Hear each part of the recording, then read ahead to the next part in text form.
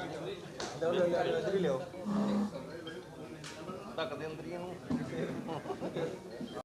बैठे है अशोक भारती जी, शिवराज जी, ढींगरा जी, इधर साढ़े रविप्रीत जी, राज नंबरदार जी, ये सारे लोग इतने थोड़े विच उपस्थित ने। एक अज गजेंद्र सिंह शेखावत जी ने भी थोड़े सारे दे विच आना सी, अचानक उन्होंने कोई एमरजेंसी हो गई, इस करके वो आ नहीं पाए। इस करके वो थोड़े सारे तो भी क्षमा मंगते हैं असीं। और अगे मैं सुभाष जी को कहूँगा कि भी प्रैस वार्ता जी है शुरू करान। सुभाष शर्मा जी। अज की जी प्रैस वार्ता है नरेंद्र मोदी सरकार के 9 साल पूरे होने ते पूरे देश के अंदर 1 महीने के कार्यक्रम हो रहे हैं। उन्होंने सारे कार्यक्रमों की देख रेख करने जिहड़ियां 5 स्टेट ने अपने उत्तर भारत दियां उहदा प्रमुख के नाते कोआर्डीनेटर के नाते श्रीमान सुभाष बराला जी वो काम देख रहे हैं। वैसे हरियाणा के बड़े जाने माने नेता ने, पार्टी के प्रधान रहे, पिछली सरकार च मिनिस्टर भी रहे, इस वेले भी उत्थे कारपोरेशन के चेयरमैन ने, जिन्नियां भी शहर दियां म्यूनसिपल कारपोरेशन म्यूनसिपैलिटीज़ ने उन्हों की देख रेख करने हरियाणा की कारपोरेशन बनी है, वो चेयरमैन के नाते काम देखते हैं और पार्टी के बड़े सीनियर लीडर ने। सो अज की इस विशेष प्रैस कॉन्फ्रेंस को संबोधित करेंगे और मेरा एक निवेदन और एक बेनती है तुहानू सारिਆਂ ਨੂੰ कि अज की प्रैस कॉन्फ्रेंस नरेंद्र मोदी सरकार के 9 साल दी जिहड़ियां प्राप्तियां हैं उहदे संदर्भ च ही है। तो जो भी विषय मानयोग बराला जी रखणगे, साडे सवाल भी जिहड़े आ 9 साल दी प्राप्तियां के संदर्भ च ही होण ते ज़्यादा अच्छा है, क्योंकि अज एक स्पैसीफिक इशू ते प्रैस कॉन्फ्रेंस कर रहे हैं। पंजाब के पोलिटिकल इशूज़ से असी मिलते ही रहने हैं, जल्दी दोबारा आवांगे तो एक प्रैस कॉन्फ्रेंस होर करांगे अलग तो। अज का विषय जो 9 साल दी प्राप्तियां रहेगा। सो मैं मानयोग बराला जी को बेनती करांगा कि वो विषय तुहाडे सामने रखें। सारे पत्रकार मित्रों का ते नाल जिहड़ी शख्सियत बैठिया ने उन्हों का परिचय तुहाडे सामने साडे मीडिया इंचार्ज ने करवाया ही।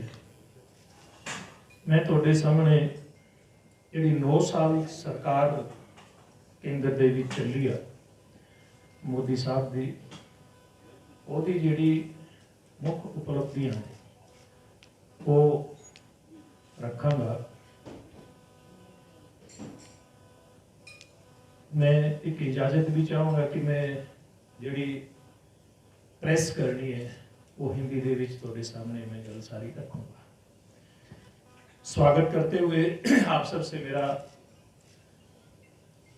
ये कहना है कि जो 9 साल की सरकार देश में प्रधानमंत्री नरेंद्र मोदी जी के नेतृत्व में चली, अगर हम थोड़ा सा उसके पीछे निगाह दौड़ाएंगे तो 2004 से लेकर के 2014 तक एक इस प्रकार का दशक देश के सामने था। ये दशक राजनीतिक विश्लेषक इसको लॉस्ट डिकेड मान करके चलते हैं, यानी कि इस दशक के अंदर इस देश के अंदर जिस प्रकार की सरकार थी, उस सरकार की जो एक्टिविटी थी वो ना के बराबर थी। किस प्रकार से उस समय की लीडरशिप, असहाय लीडरशिप इस देश और दुनिया ने 10 साल के अंदर देखी। एक परिवार के सहारे उस समय देश के प्रधानमंत्री चले और जितना नुकसान देश का इस 10 साल के अंदर हुआ उसकी कल्पना नहीं कर सकते।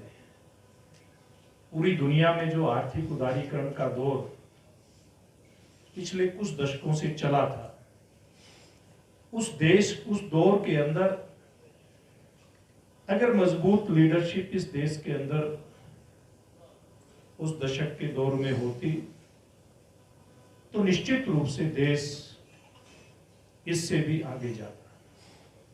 लेकिन सौभाग्य भारतवासियों का, हम सब लोगों का और भारतीय जनता पार्टी की तरफ से हम इस बात के लिए देश के नागरिकों का कोटि कोटि धन्यवाद भी करते हैं, उनको नमन भी करते हैं कि उन्होंने एक मजबूत लीडर को देश का प्रधानमंत्री बनाया। जिस प्रकार की मजबूत लीडरशिप इस 9 साल के अंदर हम सब लोगों को देखने को मिली, उसके कारण से हमारे देश ने ना केवल अपने इंफ्रास्ट्रक्चर को मजबूत किया, ना केवल अपने जो संसाधन हैं उनका ठीक से उपयोग करके एक तरफ देश में गरीब कल्याण का एजेंडा सेट किया जाए, बल्कि देश को आर्थिक मजबूती किस प्रकार से प्रदान हो, इस दिशा में भी काम हुआ। देश में मजदूर, किसान, व्यापारी, इस दिशा में तो देश आगे बढ़ाए, इनकी भलाई के लिए तो काम हुए ही। देश का समग्रता के साथ विकास किस प्रकार से हो, इस बात को फोकस में रख करके नरेंद्र मोदी जी अपनी टीम को लेकर के, एनडीए को लेकर के आगे बढ़े। हम पंजाब में बैठे हैं तो हम बात करें बॉर्डर एरिया होने के नाते, जहां एक तरफ किसान के कल्याण के लिए सरकार ने बहुत बड़े बड़े कदम उठाए, तो देश की सुरक्षा के नाते भी बहुत बड़े काम हुए। और सारी बातों को अगर गौर करें तो पूरी दुनिया के अंदर इन सारी बातों के कारण से जिस प्रकार से देश का मान सम्मान बढ़ा, ये बात आज कोई भारतीय जनता पार्टी के कार्यकर्ता नेता के नाते कहने की नहीं है, ये तो पूरी दुनिया ने इस बात को देखा है।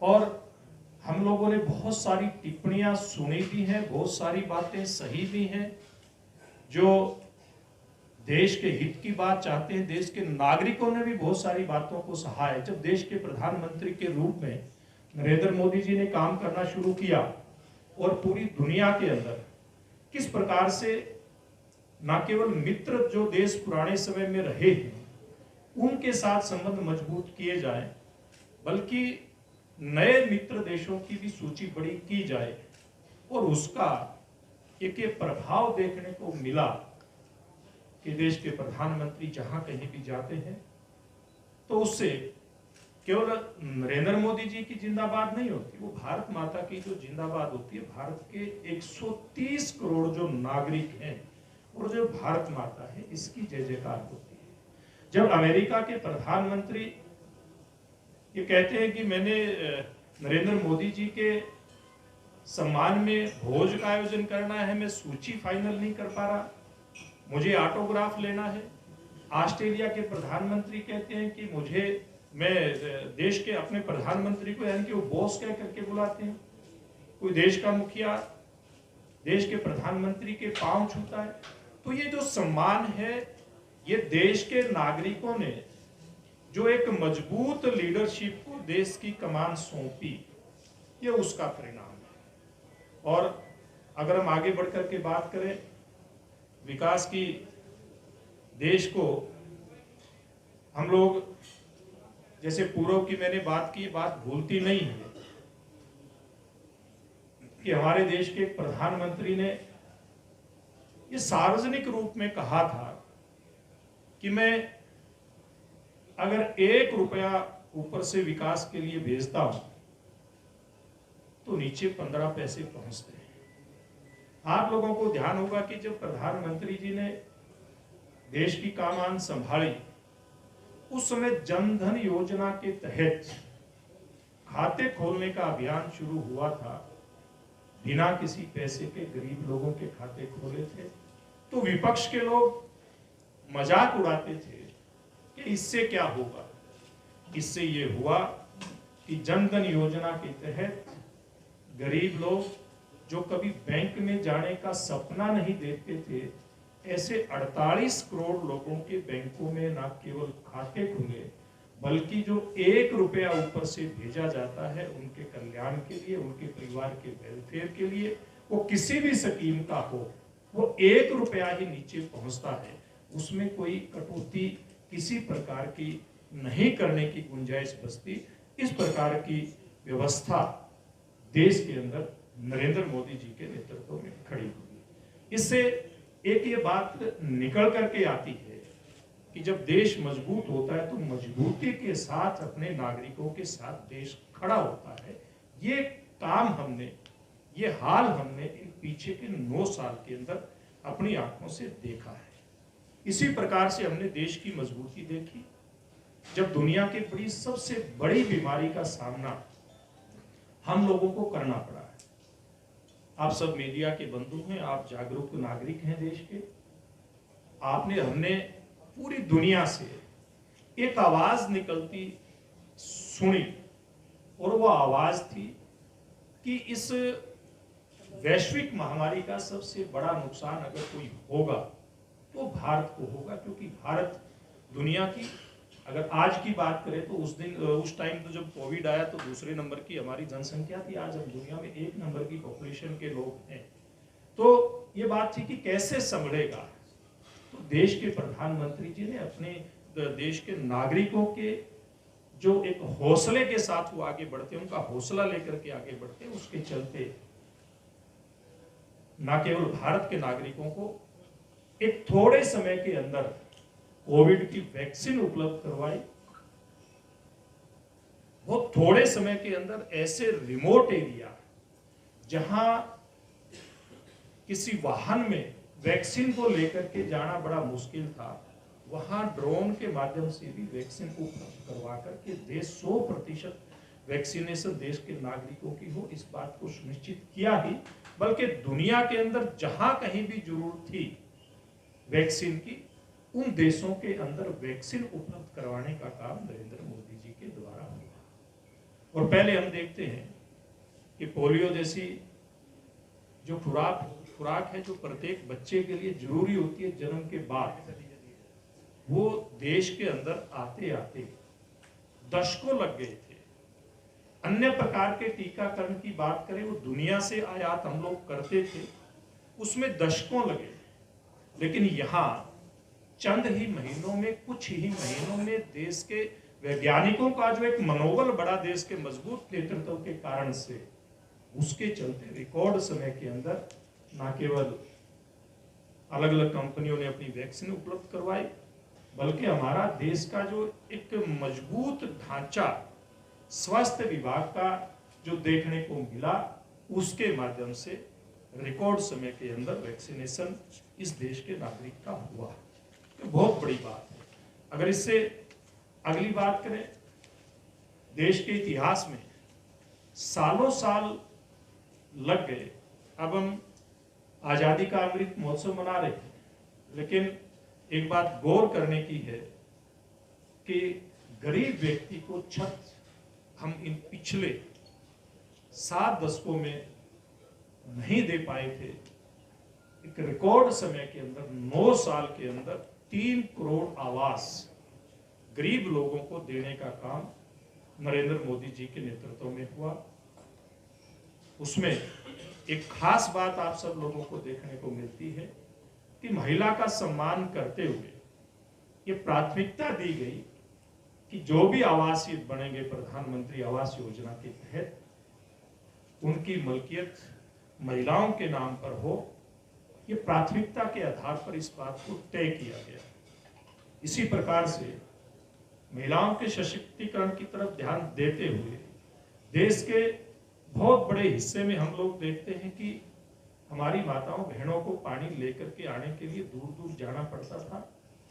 देहात के क्षेत्र में तो सर पर मटका रख करके उनको दूर दूर से पानी लेना पड़ता था। उनकी इस समस्या के समाधान के लिए हर घर नल से जल, इस योजना के तहत इस देश के अंदर 12 करोड़ घरों में स्वच्छ साफ सुथरा पानी पीने को मिले, इस बात की व्यवस्था की। हमारी माताओं बहनों के लिए शौचालय की बड़ी दिक्कत होती थी।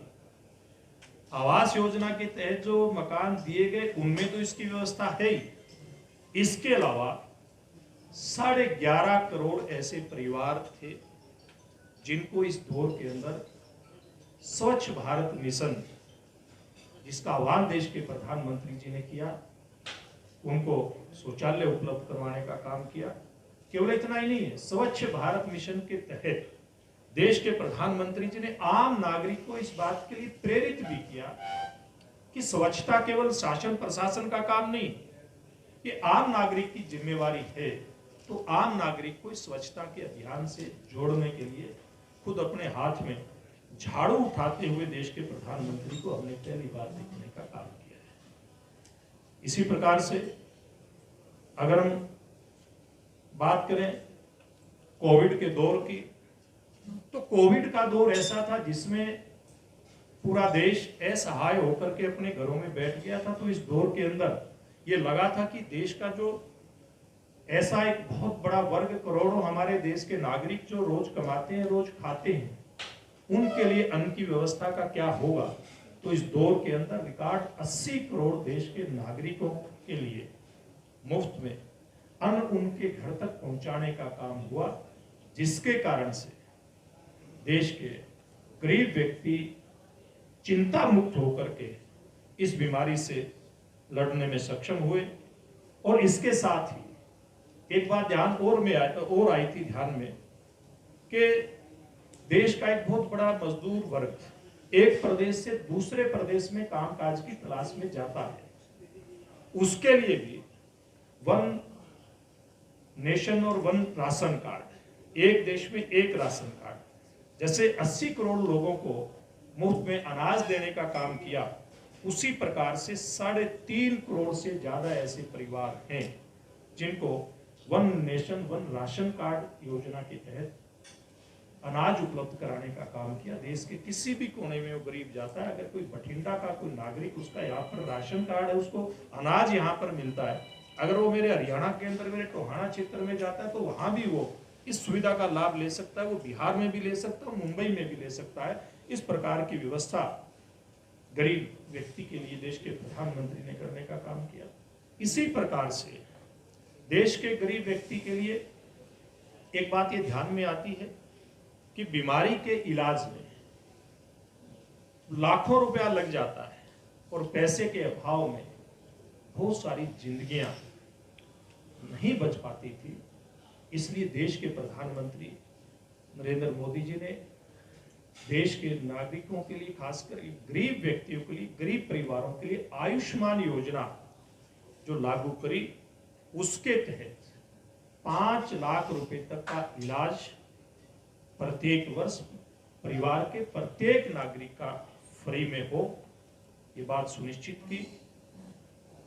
और इसी प्रकार से जो महिला सशक्तिकरण की बात मैं कह रहा था, पहली बार आपने देखा कि देश का प्रधानमंत्री लाल किले की प्राचीर से सैनिटरी पैड की चर्चा करता है और हमारी बेटियों की चिंता करता है। इसी प्रकार से इसी विषय को थोड़ा सा और आगे बढ़ाएं। गरीब व्यक्ति इलाज के लिए दवाइयां भी बड़ी महंगी देश में मिलती थी।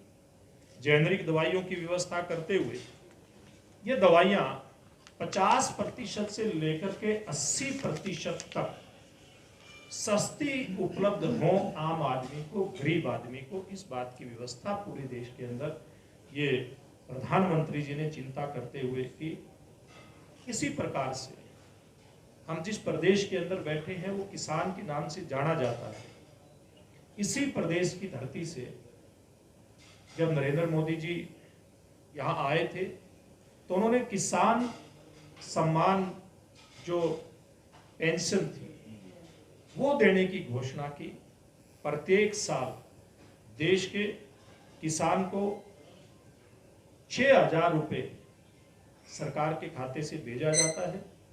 और इसी प्रकार से ये जो राशि है ये लगभग 11.4 करोड़ किसानों को इस योजना का लाभ मिल रहा है। इसी प्रकार से फसल बीमा योजना की बात करें तो लगभग 1.5 लाख करोड़ रुपए का क्लेम देश के अंदर जहां जहां से इस प्रकार की सर्वे रिपोर्ट संबंधित सरकारों के माध्यम से देश की सरकार के पास जाती हैं, ऐसे किसानों को देने का काम इस दौर के अंदर हुआ है। इसी प्रकार से अगर हम कृषि के बजट की बात करें तो पूर्व के बजट को और वर्तमान के बजट की अगर तुलना हम करते हैं तो हम पाते हैं कि नरेंद्र मोदी जी की सरकार ने 5.26 गुना पूर्व की सरकारों के मुकाबले कृषि क्षेत्र को बजट देने का काम किया, जिसमें माइक्रो इरिगेशन, जिसमें करोड़ों किसानों को इस प्रकार की योजनाओं का न केवल लाभ मिला, बल्कि इस प्रकार की योजना के लिए सरकार जब बजट उपलब्ध करवाती है तो निश्चित रूप से जो पानी की खपत होती है कृषि की पैदावार को बढ़ाने के लिए, उस पानी की खपत भी कम होती है और अन्य संसाधनों की भी बचत होती है। तो इस प्रकार से पूरे देश के किसान को कैसे आगे लेकर के जाया जाए, कैसे आधुनिक तकनीक किसान को उपलब्ध करवाई जाए। अभी ड्रोन तकनीक भी केंद्र सरकार इसको बढ़ावा दे रही है, ताकि परंपरागत फसलों के साथ साथ जो हमारे बागवानी के किसान हैं वो भी अपनी खेती नई तकनीक के साथ करते हुए अधिक लाभ लेने में सक्षम हों। इस बात का प्रयास केंद्र सरकार के द्वारा किया जा रहा है। इसी प्रकार से समाज के हर वर्ग, समाज का हर अंग, उसको समान रूप से आगे बढ़ने का मौका मिले, उसको जो अधिकार हैं उसके वो मिले, इसके लिए लगातार प्रयास जारी रहे हैं। और पिछड़ा वर्ग खास करके इसका देश का, उसको एक आयोग बना करके उसको संवैधानिक दर्जा देना, ये जो मूल अधिकार हैं ये उस तक पहुंचे, गरीब आदमी तक पहुंचे, इस बात के लिए देश के प्रधानमंत्री जी ने इस विषय को आगे बढ़ाया। इसी प्रकार से दिव्यांगजनों के लिए बहुत सारी ऐसी योजनाएं लेकर के आए। खास करके शुरू में सरकार आते ही अपंग की जगह दिव्यांग शब्द करना, उसी से उनका हौसला किस प्रकार से बढ़ा ये आप और हम सब लोग जानते हैं। उनके कल्याण के लिए भी बहुत सारी योजनाएं देश के प्रधानमंत्री जी लेकर के आए। और अगर हम गरीब व्यक्ति के उसको हौसला देने की बात करें तो इस देश के अंदर पिछले सालों में जैसे केवल 74 एयरपोर्ट बने थे, वो इंफ्रास्ट्रक्चर के मामले में भी उस विषय की बात कर सकते हैं। 74 नए एयरपोर्ट बना करके इस 9 साल के अंदर, जहां देश के को मजबूत एक ढांचा देने का काम देश के प्रधानमंत्री जी ने किया। उसी के साथ साथ देश का जो गरीब व्यक्ति है, उड़ान जैसी योजनाएं लागू करके हवाई चप्पल पहनने वाला व्यक्ति हवाई यात्रा कर सके, इस बात की व्यवस्था देश के प्रधानमंत्री जी ने की। इसी प्रकार से देश के इंफ्रास्ट्रक्चर की बात करें, मैं और सुभाष जी भी चंडीगढ़ से आए इकट्ठे, तो मैं पूछ रहा था कि कितना टाइम लगता है, कहने लगे कि पहले इसमें 6 घंटे लगते थे चंडीगढ़ से यहाँ तक आने में। लेकिन आप लोगों को ध्यान होगा, जब अटल बिहारी वाजपेयी जी देश के प्रधानमंत्री बने थे तो उन्होंने देश के अंदर बड़े बड़े हाईवेज बनाने का एक अभियान शुरू किया था। उसी श्रृंखला में देश का आधारभूत ढांचा आज मजबूत हो रहा है और 3 घंटे में आज हम बठिंडा से चंडीगढ़ तक का सफर तय करते हैं। ये अगर संभव हुआ तो देश को, चाहे उत्तर दक्षिण की बात करें, पूर्व पश्चिम की बात करें, या नए नए हाईवेज के चलते अभी अगर यहाँ की इस क्षेत्र की बात करें तो कैसे न केवल उससे इंफ्रा हमारा मजबूत होगा बल्कि देश की व्यापारिक गतिविधियां भी बढ़ेंगी। अमृतसर से लेकर के और डबवाड़ी से होकर के और कांडला बंदरगाह तक एक इतना बड़ा एक्सप्रेस हाईवे आपके पंजाब को मिलने जा रहा है। दूसरा एक्सप्रेस हाईवे आपका दिल्ली से कटरा के लिए मिलने जा रहा है। और छोटे छोटे इतने लिंक हाईवे तो इतने बढ़ाए हैं जो भारतमाला प्रोजेक्ट के तहत आते हैं। और ये अगर बात करें तो प्रत्येक दिन ये सरकार आने से पहले केवल 12 किलोमीटर की गति से हाईवे बनता था, आज रिकॉर्ड कायम करते हुए 40 किलोमीटर प्रति दिन हाईवेज बनने की ये स्पीड पहुंच गई है, जिसको इंफ्रास्ट्रक्चर की मजबूती के मामले में हम बहुत बड़ा कदम कह सकते हैं। देश में इंफ्रास्ट्रक्चर को मजबूत करते हुए कैसे व्यापार बढ़े, इसके लिए नए बंदरगाहों का निर्माण जहां एक तरफ किया गया, वहां वाटरवेज के ऊपर भी सरकार ने फोकस किया।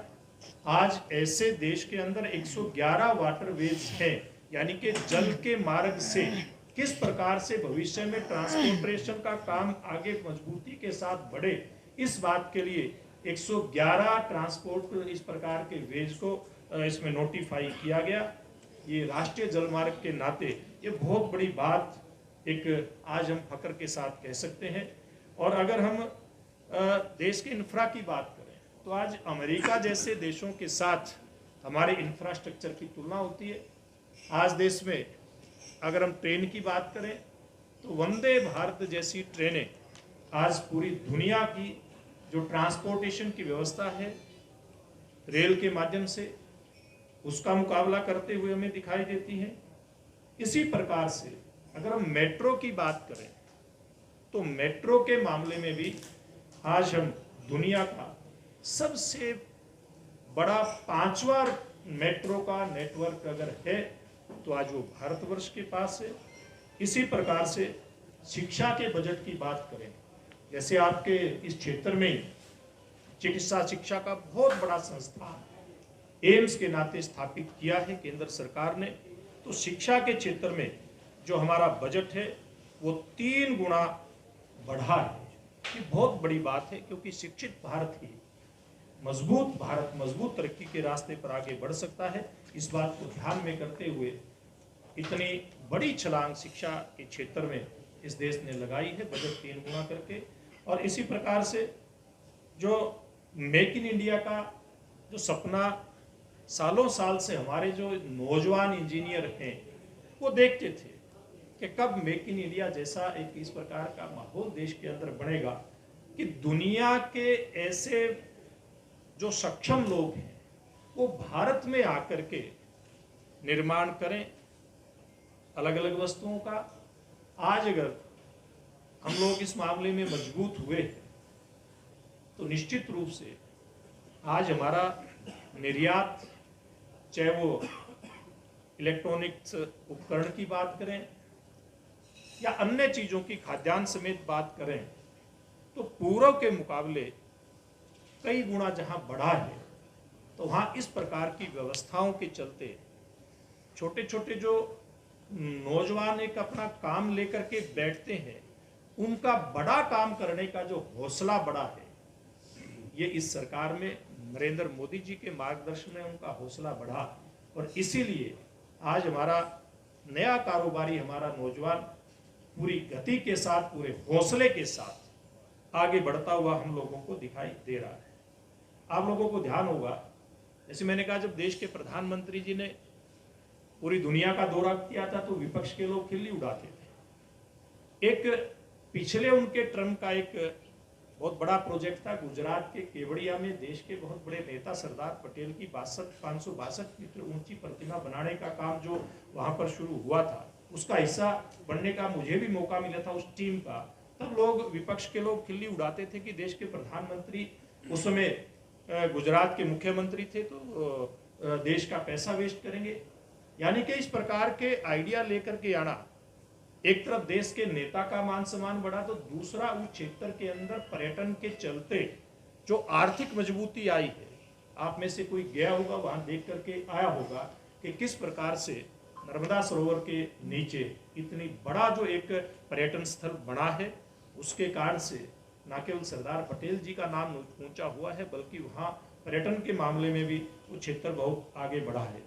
इसी प्रकार से जो भविष्य में इंफ्रास्ट्रक्चर मजबूत हो और उसके लिए किसी भी प्रकार की कोई तकनीकी और आर्थिक समस्या ना खड़ी हो, इस बात को सुनिश्चित करने के लिए एक मल्टी मॉडल कनेक्टिविटी, इसके लिए 100 लाख करोड़ रुपए का मास्टर प्लान तैयार हुआ है।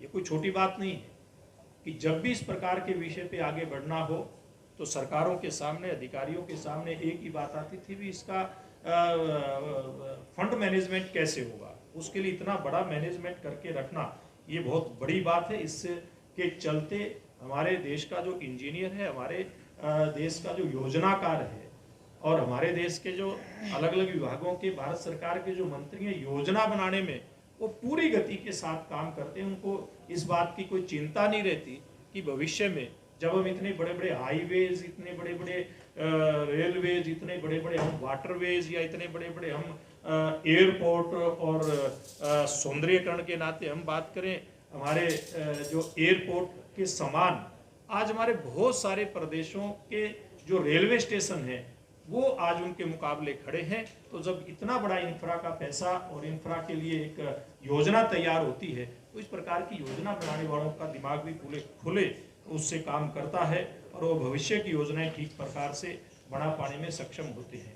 इसी प्रकार से देश में हम टेक्नोलॉजी की बात करें तो जब टेक्नोलॉजी का जब इस्तेमाल होने लगा तो बहुत सारे घोटाले भी हम लोगों के सामने आए। 2G स्कैम जैसे कितने बड़े बड़े घोटाले इस देश के अंदर हुए, लेकिन जिस प्रकार से हमारे देश ने इन सालों में आगे बढ़ा, कदम आगे बढ़ाया, आज तकनीक का इस्तेमाल करते हुए एक तरफ जहां गरीब व्यक्ति तक योजनाओं का लाभ डायरेक्ट किस प्रकार से पहुंचे, डायरेक्ट बेनिफिट ट्रांसफर योजनाओं का जो हुआ उसमें एक तो सीधा पैसा पहुंचा ही गरीब व्यक्ति के पास, आम आदमी के पास, तो दूसरी तरफ सरकार में इस तकनीक के माध्यम से अगर कहीं कोई भ्रष्टाचार की गुंजाइश अगर होती थी उसको भी जीरो करने का काम इस व्यवस्था के चलते हुआ है। अगर हम अर्थव्यवस्था की बात करें तो हम सभी भारतवासियों के लिए, सभी पंजाबियों के लिए एक बड़े गर्व की बात है कि आज भारत दुनिया की सबसे तेज गति से बढ़ती हुई अर्थव्यवस्था है। कैसे देश की 130 करोड़ जनता को साथ लिया जाए, कैसे उसका आशीर्वाद और सहयोग लिया जाए, ये इस देश के मजबूत नेतृत्व यानी कि नरेंद्र मोदी जी ने दिखा दिया है। हमारे देश की पूरी आबादी को साथ लेकर के ये दिखाया कि हम 2047 तक इसी प्रकार से बढ़ते रहे तो $40 ट्रिलियन की अर्थव्यवस्था बनकर के भारत दुनिया की बहुत बड़ी एक आर्थिक ताकत बनकर के निकलने वाला है। तो ये कुछ मोटी मोटी बातें मैंने जो 9 साल के अंदर देश के प्रधानमंत्री नरेंद्र मोदी जी के नेतृत्व में हुआ है वो बातें आप लोगों के सामने रखी हैं। विषय छोटे छोटे और बहुत हैं, वो बाकी मुझे लगता है कि आपके सवालों के माध्यम से वो विषय निकल करके आएंगे। आखिरी विषय मैं रखते हुए अपनी बात को समाप्त करना चाहूँगा, क्योंकि हम बॉर्डर के स्टेट हैं। मैंने शुरू में कही थी, हम यहाँ किसान के नाते भी चिंता करने की बात रहती है और दूसरी तरफ जवान के नाते भी, और जवान भी और हमारी सेना भी इस क्षेत्र में अपनी महत्वपूर्ण भूमिका निभाती है। सेना का मनोबल किस प्रकार से बढ़े, इसके लिए ना केवल हमारे सेना प्रमुखों को त्वरित कार्रवाई करने के लिए कहा गया, बल्कि वो जिस भी प्रकार की व्यवस्था के चलते कोई कार्रवाई करना चाहते हैं बॉर्डर के ऊपर, उस बात की स्वतंत्रता उनको दी गई। और जब देश के ऊपर कोई इस प्रकार का अटैक हुआ, देश की मानहानि और हमारे सैनिकों का बलिदान अगर हुआ, तो कैसे देश, पड़ोसी देश के अंदर उसकी सीमा में घुस करके सर्जिकल स्ट्राइक करते हुए उसका बदला लिया जाए, ये हमारे वीर सैनिकों ने करके दिखाया। अगर ये संभव हुआ तो ये मजबूत नेतृत्व के कारण से हुआ। इधर से हमारा सेना का मनोबल पूरी तरह से ऊंचा और उधर देश के नेतृत्व का मनोबल ऊंचा, और देश की जनता जब साथ खड़ी हो तो इस प्रकार के बड़े फैसले लेने में कोई दिक्कत नहीं आती। ये देश के प्रधानमंत्री जी ने करके दिखाया।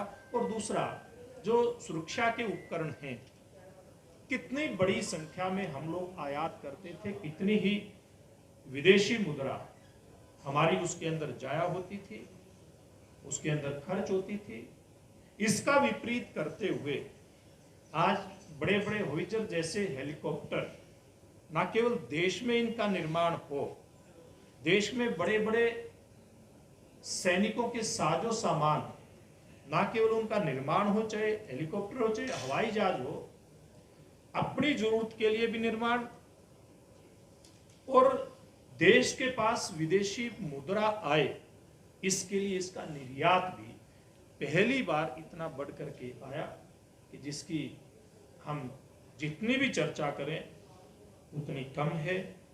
ये जो देश का सैनिक का मान और मनोबल जो बढ़ा है, उसके कारण से भविष्य में मुझे लगता है कि कोई पड़ोसी देश पूर्व की भांति देश के साथ कोई जरूरत करने की कोशिश नहीं करेगा।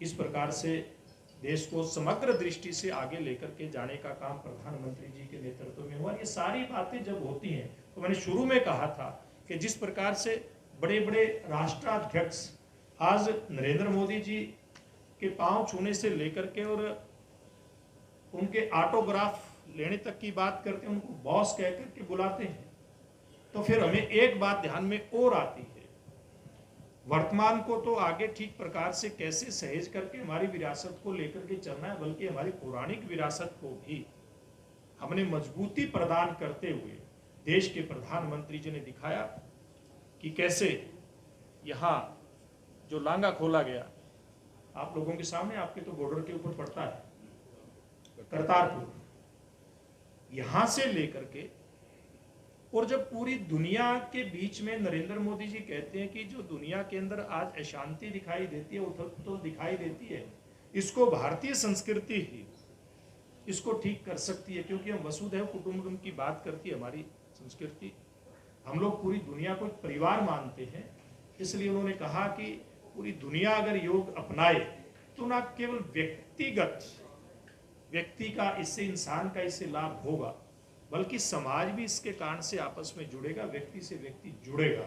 और पूरी दुनिया में लगभग 200 देशों ने, हम लोग देखते हैं कि जब दुनिया ने इस बात को स्वीकार किया और कहा कि हम ठीक है, आपकी बहुत अच्छी संस्कृति एक विधा है योग, इसको अपनाते हैं, 21 जून को विश्व योग दिवस न केवल घोषित किया, बल्कि आज पूरी दुनिया के अंदर हम देखते हैं, आज पाताल में भी, आज जमीन पर भी और आज आसमान पर भी हमारी इस पुरातन संस्कृति के दर्शन 21 जून को हम लोग करते हैं। दुनिया की बड़ी बड़ी हस्तियां हमें योग करती हुई दिखाई देती हैं।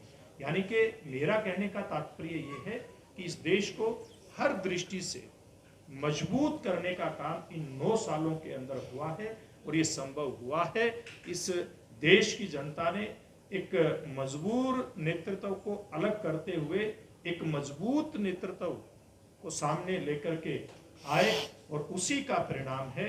तो मैं आपके माध्यम से देश की 130 करोड़ जनता को नमन करते हुए, उनका धन्यवाद करते हुए कि उनके कारण से ही ये सब संभव हुआ है, आप सब लोगों का धन्यवाद करते हुए कि आप सब लोगों के कारण से ये सारी योजनाओं का जो लाभ आम आदमी तक, गरीब व्यक्ति तक पहुंचता है, आप उसका प्रचार प्रसार अपने तरीके से करते हैं। इसीलिए सारी चीजें, मैं अपनी बात समाप्त कर लेता हूँ, ये हो पाई है, इसके लिए आपका धन्यवाद करते हुए मैं अपनी बात को समाप्त करता हूँ। और देखिए, आज पूरे देश के अंदर जैसे मैंने कहा, जितना इंफ्रास्ट्रक्चर मजबूत हुआ उसी के आधार पे देश के अंदर इंडस्ट्री आई। अगर हम बात करें विदेशी पूंजी निवेश की, आज हर प्रदेश जो विदेशी पूंजी निवेशकों को इस बात का एहसास दिलाता है कि आपकी धरती के ऊपर, यानी कि प्रदेश ये कौन लिस्ट में आता है, देश ने ऐसा माहौल दिया। जैसे अगर पंजाब में कोई इंडस्ट्री लेकर के आना चाहे, एक देश का माहौल, एक पंजाब का माहौल, दोनों मिलकर के काम करते हैं, और आज इसी कारण से बड़ी संख्या के अंदर देश के अंदर उद्योगीकरण हुआ है। इतना कुछ सेंट्रल गवर्नमेंट ने किया है जी, इसके बावजूद कर्नाटक और हिमाचल में भाजपा पूरी तरह हार गई। जी, इसके क्या काम रहे हैं, क्या लोगों तक पहुंचा नहीं आपका? देखिए, बड़ा अच्छा सवाल है आपका। वैसे तो प्रदेश से संबंधित है, प्रदेश के सवाल ना हो तो बड़ी अच्छी बात है, लेकिन फिर भी सवाल आया है तो ये हमारे भारतीय लोकतंत्र की खूबसूरती है। ये चुनाव, लोकसभा का चुनाव और विधानसभा का चुनाव, दोनों हमारे देश की जनता बड़ी खूबसूरती के साथ व्यवस्थाओं को समझते हुए लोकतांत्रिक रूप से अपना फैसला देती है। और यही वो प्रदेश हैं जिनमें हिमाचल की बात करें तो 4 की 4 सीटें भारतीय जनता पार्टी को दी थी, भविष्य में भी देंगे। तो बहुत सारे चुनाव लोकल जो मुद्दे होते हैं उसके ऊपर लड़े जाते हैं। मैं आपने सवाल की इसलिए मैं धन्यवाद करना चाहता हूं कि ये हमारे देश की जनता की और लोकतांत्रिक व्यवस्था की खूबसूरती का परिणाम है, और वही परिणाम अब दोबारा से लोकसभा के चुनाव में वहां की जनता दोहराने का काम करेगी। बाकी बेरोजगारी पे आपको घेरा जाता है आपकी सरकार। जी, वो मुद्दा तो आपने पूरी प्रेस कॉन्फ्रेंस हुई नहीं, कितने लोगों को रोजगार दिया है। देखिए ये एक बहुत बड़ा विषय है, जहां अभी पिछले दिनों आप लोगों ने देखा है कि देश के प्रधानमंत्री जी ने एक एक दिन में हजारों हजार युवाओं को जहां सरकारी नौकरियों के नियुक्ति पत्र सौंपने का काम किया, तो दूसरी तरफ देश में औद्योगिकरण को मजबूत करते हुए और उसमें कैसे युवाओं को रोजगार मिले प्राइवेट क्षेत्र में, और अगला एमएसएमई जैसे बहुत सारे ऐसे मामले निकल करके आए। आज मोबाइल फोन की अगर बात करें, पहले हमें देश दुनिया से आयात करना पड़ता था, आज निर्यात हम कर रहे हैं। तो इसका मतलब क्या हुआ कि जितना ज्यादा निर्यात करें उतने ज्यादा हाथों को काम मिला है। आज हम सैनिक साजो सामान आज हम निर्यात करने की क्षमता देश के अंदर आई है, तो उसका निर्माण हमारे नौजवान ही कर रहे हैं। ये तो, और तीसरा हमारा जो नौजवान है, आज ये इंफ्रास्ट्रक्चर मजबूत होता है, हाईवे बढ़ता है, उसके साथ कितने लोगों को स्वरोजगार के अवसर उपलब्ध होते हैं। ये रोजगार प्रत्यक्ष, अप्रत्यक्ष और प्राइवेट और सरकारी सब तरह के क्षेत्र में बढ़ा है। ये निश्चित रूप में इस दौर में हम कह सकते हैं। आपने भ्रष्टाचार की बात की जी। टूल स्कैम हुआ, कितने लोग पकड़ाए उसमें? देखिए उस समय जिस प्रकार की व्यवस्थाएं थी उसके लेकर के आज तक अगर हम बात करें, बहुत सारे विषयों के अंदर काम हुआ है, बहुत सारे लोग जेलों के अंदर गए हैं। किसी को एक नंबर बात मैं कहना चाहूंगा, इस प्रकार के जो अपराधी थे, इस प्रकार के जो भ्रष्टाचारी थे, उनको पहले सरकारी संरक्षण प्राप्त होता था, आज किसी को सरकारी संरक्षण प्राप्त नहीं है। जिसके खिलाफ भी कहीं भी कोई सबूत पाया जाता है उसको अंदर किया जाता है। इसका उदाहरण आप 84 के दंगों के रूप में देख सकते हैं कि किस प्रकार से सालों साल से जिन्होंने कत्लेआम किया था, सिखों का, उस कौम का कत्लेआम किया था, जिसने हिंदुस्तान और हिंदुस्तानियत को और हिंदुत्व को बचाने में अपनी पीढ़ियां तक वार दी थी, उनकी विरासत का कत्लेआम हुआ, उनको कोई सजा नहीं दी गई थी। अगर पहली बार इतना बड़ा कदम उठाया तो देश के प्रधानमंत्री नरेंद्र मोदी जी के नेतृत्व में जो वातावरण हुआ, उसके चलते इस प्रकार के लोगों को सजाएं हो रही है। ठीक है जी, धन्यवाद। अगला प्रोग्राम है जी रवि जी। सर ये कि आपकी बड़ी अच्छी लंबी सूची, बड़ा इंप्रेसिव सूची है सर, 9 साल की उपलब्धि।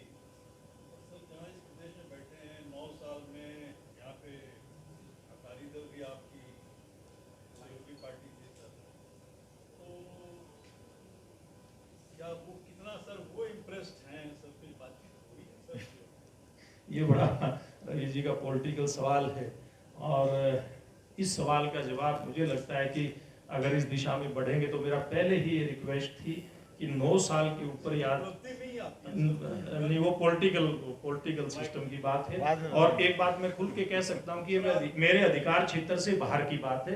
ये भारतीय जनता पार्टी का जो राष्ट्रीय नेतृत्व है, जो इस प्रकार के राजनीतिक मुद्दे हैं, वो उन्हीं के ऊपर, उनके ऊपर वही कोई फैसला और चर्चा कर सकता है। बहुत नहीं अब हो गया, एक इधर आपका हो गया, 2 हो गए।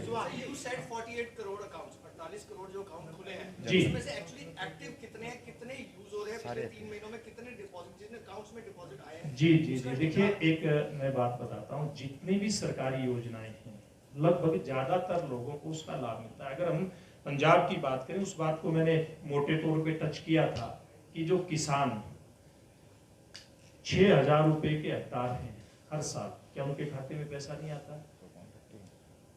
वो खाते में पैसा आता है। किसी को आयुष्मान योजना का लाभ मिलता है, उसका भी उसके खाते में ही आता है। तो ऐसे लगभग मैं कह सकता हूं कि ज्यादातर अकाउंट जिनके जैसे उसमें प्रधानमंत्री आवास योजना में जो मकान बनता है उसका पैसा भी अकाउंट में आता है। तो ऐसे ज्यादातर पैसे जो हैं अकाउंट्स में आते हैं और वो एक्टिवेट हैं। मेरा सवाल है कि ਤੁਸੀਂ 9 ਸਾਲ ਦਾ ਪੰਜਾਬੀ ਚੰਗੀ ਤਰ੍ਹਾਂ ਚਲੋ ਤੁਸੀਂ ਬੋਲ ਵੀ ਸਕਦੇ ਹੋ, ਸਮਝ ਵੀ ਸਕਦੇ ਹੋ, ਮੈਂ ਪੰਜਾਬੀ ਸਵਾਲ ਬੋਲਦਾ ਆਪਾਂ 9 ਸਾਲ ਦੀ ਉਪਲਬਧੀ ਦੀ ਗੱਲ ਕੀਤੀ ਹੈਗੀ, ਪਰ ਇਹਦੇ ਨਾਲ ਪੈਰਲਲ ਕੋਈ ਪਾਰਟੀਆਂ ਜਾਂ ਆਮ ਲੋਕ ਇਹ ਵੀ ਕਹਿ ਰਹੇ ਕਿ ਜਦੋਂ ਗੈਸ ਤੁਸੀਂ 2004 ਦੇ 1103 रुपए पेट्रोल ਸੀ ਜਿਹੜਾ ਉਹ 70 ਰੁਪਏ ਦੇ 65 66 ਸੀਗਾ ਉਹ ਵੀ ਅੱਜ 100 ਰੁਪਏ ਦੇ ਕਰੀਬ ਹੈਗਾ ਫਿਰ ਇੱਕ ਤੁਸੀਂ ਕਿਸਾਨ ਨੇਤਾ ਵੀ ਹੈਗੇ ਜਾਟ ਭਾਈਚਾਰੇ ਨੂੰ ਸਾਹਮਣੇ ਰੱਖ ਰਹੇ ਹੋ ਕਿਸਾਨ ਇੱਕ ਵੀ ਜਿਹੜਾ ਸੀਗਾ ਵਾਰਡ ਦੇ ਵਿੱਚ ਹੀ ਇੱਕ ਰਿਕਾਰਡ ਬਣਿਆ ਹੈਗਾ ਉਹ ਵੀ ਤੁਹਾਡੀ ਸਰਕਾਰ ਦੇ ਦੌਰਾਨ ਹੀ ਬਣਿਆ ਇੱਕ ਜਿਹੜਾ ਹੈਗਾ ਹੁਣ ਤੁਹਾਡੀ ਸੂਬੇ ਨਾਲ ਰਿਲੇਟਡ ਹੈਗਾ ਪਹਿਲਾ ਪਹਿਲਵਾਨ ਦਾ ਕੁਛ ਇਸ ਤਰ੍ਹਾਂ ਦੇ ਜਿਹੜੇ ਸਾਈਡ ਵਾਲੇ ਇਸ਼ੂ ਹੈਗੇ ਆ ਉਹ ਵੀ ਤੁਹਾਡੀ ਆਪਾਂ ਓਪੋਜੀਸ਼ਨ ਪਾਰਟੀਆਂ ਚੱਕਦੇ ਆ ਉਹਦੇ ਬਾਰੇ ਤੁਹਾਡਾ ਕੀ देखिए, जहाँ तक गैस और अन्य चीज़ों के दाम बढ़ने की बात है, मैं बड़ा इसमें स्पष्टता के साथ कहना चाहूँगा, जितना भी प्राइस राइज हुआ है निश्चित रूप से ये कि पूरी दुनिया की जो व्यवस्था है, अर्थव्यवस्था, उसके साथ जुड़ा हुआ विषय है। लेकिन जो इसके माध्यम से और जो पैसा सरकार के पास टैक्स कलेक्शन के रूप में आता है, क्योंकि जितना बढ़ता है उस अनुपात में सरकार के पास भी पैसा जाता है, इस सरकार ने बिना किसी कारण के चीजों के रेट ना बढ़े, उनके रेट को कैसे संतुलित किया जाए, इसका प्रयास जहां एक तरफ हुआ है, दूसरी तरफ सरकार का जो खजाना है उसमें भ्रष्टाचार को मिनिमाइज करते हुए, उसको रोकते हुए कैसे आम जन के मन के अंदर ये विश्वास पैदा हो कि सरकारी जो खजाना है उसका दुरुपयोग नहीं होगा, उसका सदुपयोग होगा। चाहे वो 80 करोड़ लोगों को घर बैठे इतनी बड़ी महामारी में, चाहे वो उनको अन्न देने की बात हो, चाहे उनको फ्री में वैक्सीनेशन देने की बात हो, या फिर बहुत सारे ऐसे हमारे परिवार जिनकी हमारी माताएं बहनें सालों साल से चूल्हे के ऊपर खाना बनाती थी, उनको फ्री में गैस का सिलेंडर देने की बात हो, ये सारे विषय उसके अंदर निकल करके आते हैं। और जहाँ तक दिल्ली की आपने बात की है, निश्चित रूप से आज मैं खबर देखता आ रहा था, उसके ऊपर जो पुलिस की कार्रवाई जो है वो ठीक दिशा में आज लग रहा है कि आगे बढ़ती हुई दिखाई देती है। बाकी ये कोर्ट का विषय है, सुरक्षा का विषय है, जिस भी प्रकार से होगा इसमें भारतीय जनता पार्टी की सरकार कैसे सबको न्याय मिले और खास करके बेटियों को न्याय मिले, इस बात के लिए प्रतिबद्ध है। बहुत बहुत धन्यवाद। Thank you.